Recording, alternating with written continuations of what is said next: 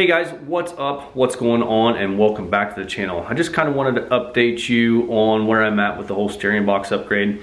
Rebuild, where I'm not revealing where I'm gonna send it to. I almost did, about screwed up. Anyway, just wanted to update you, let you know where I'm at, what I found out. I did some research last night, and then I also called Ryan there in North Dakota, about where or if he could rebuild this. What I actually have, and I also wanted to show you, I did pick up a pitman arm puller. This is from Harbor Freight, so we're going to give it a shot real quick and see how it goes and see how well it works.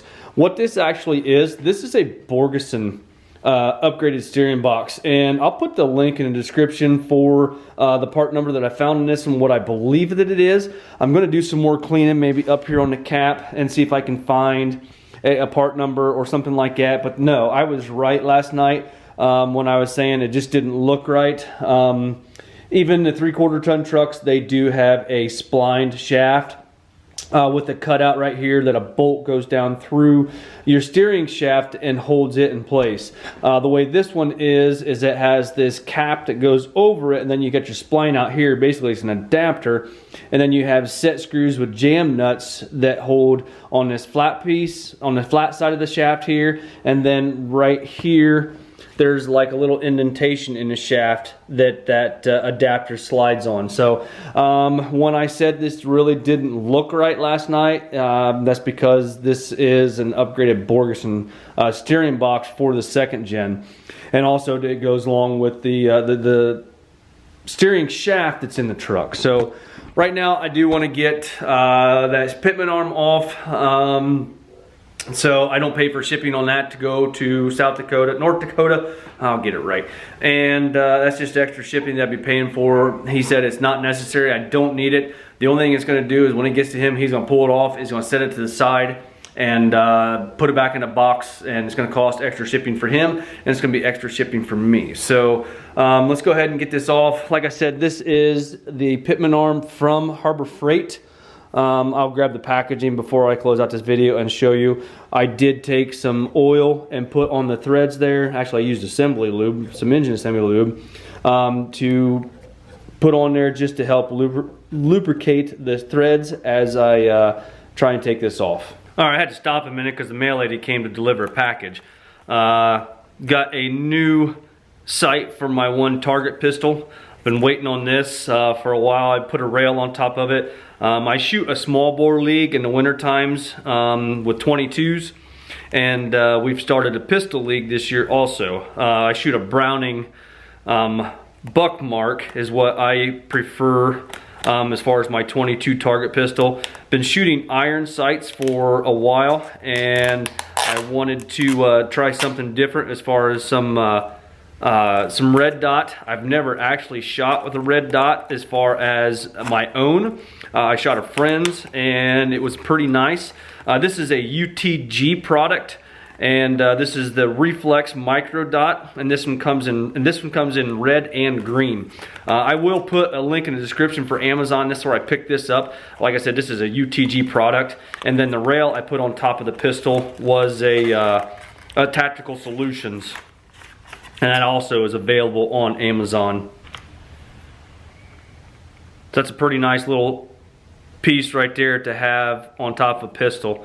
I didn't want to go real big, and this looks really, really nice. I'm very happy with the way that it looks. It is set up for a Picatinny mount, or you can take those Torx. Yeah, you can take those Torx bit out right there and change the base. And UTG offers a bunch of different bases for it. And then it also does come with a little tool to be able to adjust your elevation and your windage. I thought it was supposed to come with a hardcover too, but it doesn't look like that it did. To be able to, when your pistol is in your case, have that slide over your sight and protect it. So I guess this one, I thought it showed it in the picture, but maybe this one doesn't come with it. Anyway, I just wanted to take a minute and show this to you guys. All right, like I said, I have the threads with some lubrication on the threads. We're gonna put some pressure on it.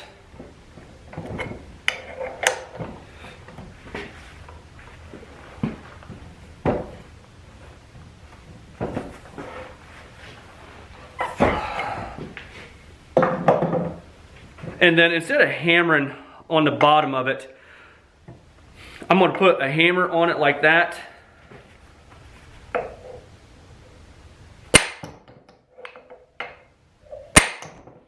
Give it a couple good smacks. And then put some more pressure on the puller itself. This is a lot easier to do if you do it while it's in the truck.